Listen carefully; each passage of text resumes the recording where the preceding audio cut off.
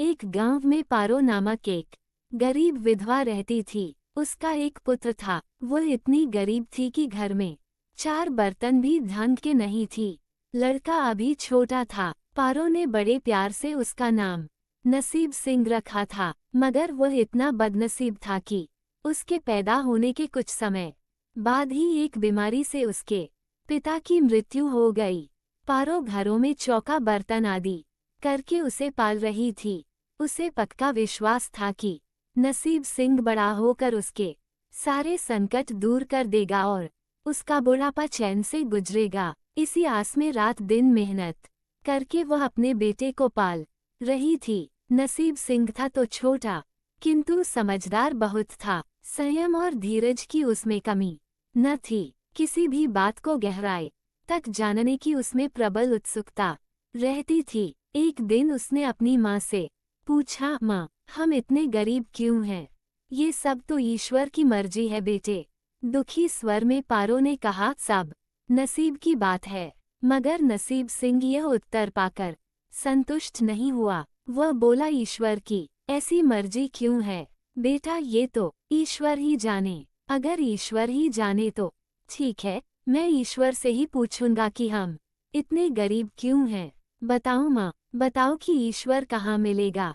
पारो तो वैसे ही परेशान रहती थी, अतः उसकी बातों से उकताकर उसने कह दिया, वह जंगलों में रहता है, लेकिन तुम वहां न जाना। लेकिन नसीब सिंह ने दिल ही दिल में उसी क्षण इरादा बना लिया कि वह ईश्वर को ढूंढेगा और पूछेगा कि आखिर हम इतने गरीब क्यों हैं। एक दिन वह जंगल की ओर चल दिया। जंगल घना और भयानक था। चलते चलते नसीब सिंह बुरी तरह थक गया, मगर भगवान की परछाई भी उसे दिखाई नहीं दी।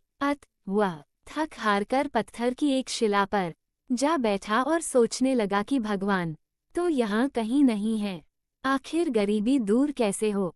तभी संयोगवश मृत्यु लोक का भ्रमण करते करते शिव पार्वती उधर ही आ निकले। उन्होंने बच्चे को वहां बैठे देखा तो उन्हें बड़ा अचरज हुआ कि यह अबोध बालक इस बीहड़ जंगल में बैठा क्या कर रहा है। भगवान शिव ने बालक से पूछा, तुम कौन हो बालक और इस जंगल में बैठे क्या कर रहे हो? मैं ईश्वर को ढूंढ रहा हूँ। ईश्वर को? पार्वती चौंकी और पूछा, मगर क्यों? ईश्वर से तुम्हें क्या काम है? मैं उनसे पूछना चाहता हूँ कि हम इतने गरीब क्यों हैं, दूसरों की तरह हम पर भी भाग्य की कृपा क्यों नहीं है। निर्भीक सिंह ने निर्भीकता से उत्तर दिया, माँ पार्वती और भगवान शिव उस बच्चे का साहस देखकर बहुत प्रसन्न हुए। माँ पार्वती तो करुणा की सागर है, उन्हें उस बच्चे पर बड़ी दया आई और भगवान शिव से मुखातिब होकर बोली, प्रभु इस बालक का कुछ कीजिए। हम कुछ नहीं कर सकते पार्वती, क्योंकि इसके भाग्य में यही सब लिखा है। भाग्य देवता के लेख के अनुसार इसे ऐसा ही जीवन भोगना है। नहीं नहीं स्वामी, आपको कुछ करना ही होगा। माँ पार्वती हठ करने लगी। जिद न करो पार्वती, यदि हम उसे कुछ दे भी देंगे तो वह इसके पास नहीं रुकेगा। इसे वैसा ही जीवन जीने दो जैसा भाग्यदेव चाहते हैं। चलते चलते नसीब सिंह के पेट में अचानक दर्द उठा और वह शौच के लिए इधर उधर देखने लगा।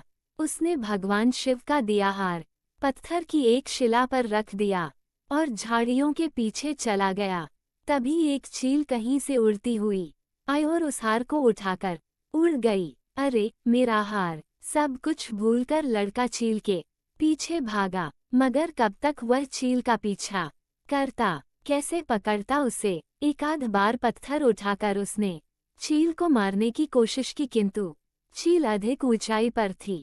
कुछ ही पलों में चील उसकी नजरों से ओझल हो गई तो वह बड़ा दुखी हुआ और रोते रोते अपने घर की ओर चल दिया। घर पहुंचकर उसने माँ को सारी बात बताई, मगर पारो को उसकी बात पर बिल्कुल भी विश्वास नहीं हुआ। हाँ, उसकी बात सुनकर थोड़ी सी उदास अवश्य हो गई, लेकिन नसीब सिंह माँ की उदासीनता देखकर हतोत्साहित नहीं हुआ। उसने मन ही मन निर्णय लिया कि वह कल फिर वहीं जाएगा और भगवान शिव पार्वती को अपनी विपदा सुनाएगा। उसका विश्वास था कि भगवान शिव उस धूर्त चील को अवश्य ही दंड देंगे। भगवान शिव ने पार्वती से कहा, देखो, उसके पास कल वाला हार नहीं रहा, उसे एक चील ले उड़ी है और दूसरा हार पाने व उस चील को दंड दिलवाने की इच्छा लिए वह लड़का आज फिर आया है। पार्वती देवी ने फिर भगवान शिव से प्रार्थना की, आप चाहे चील को दंड दे या न दे, किंतु इस लड़के की सहायता करके इसकी निर्धनता दूर करें।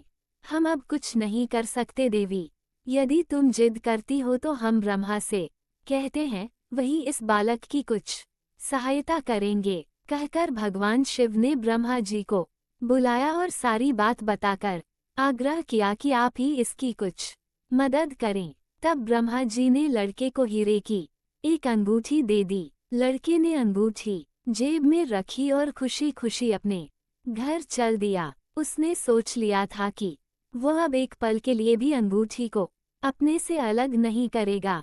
चलते चलते अचानक उसे प्यास लगी।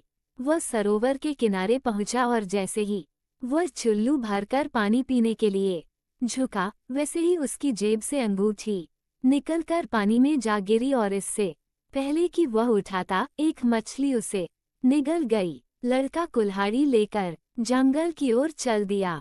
वहां जाकर जिस पेड़ पर लकड़ी काटने के लिए चढ़ा, वहां उसी चील का घोंसला था जो उसका हार उठाकर ले गई थी। लड़के ने देखा कि चील कहीं आसपास नहीं थी। नसीब सिंह ने अपना हार उठा लिया और जो भी थोड़ी बहुत लकड़ियां पेड़ के आसपास पड़ी थी, वही उठाकर घर की ओर चल दिया। माँ हार पाकर बहुत खुश हुई। अब तो देखते ही देखते उनके दिन बदल गए। घर में किसी चीज का अभाव नहीं रहा। फिर ईश्वर की कुछ ऐसी करनी हुई कि जो चोर उसके घर से हीरे चुरा कर ले गए थे, उन्हें सपने में महादेव ने चेतावनी दी कि जो हीरे उस लड़के के घर से चुरा कर लाए थे, वे तुरंत वापस कर दो, वरना तुम्हारा सर्वनाश कर दूंगा। चोर उसी दिन हीरे उसके घर पर दे गए और अपनी गलती के लिए माफी भी मांगी। इस प्रकार उस अभागे का भाग्य चमक उठा। अब उसके घर में किसी चीज की कमी न थी और उनकी गरीबी सदा के लिए समाप्त हो गई। कहानी पसंद आए तो लाइक और सब्सक्राइब जरूर करें। धन्यवाद।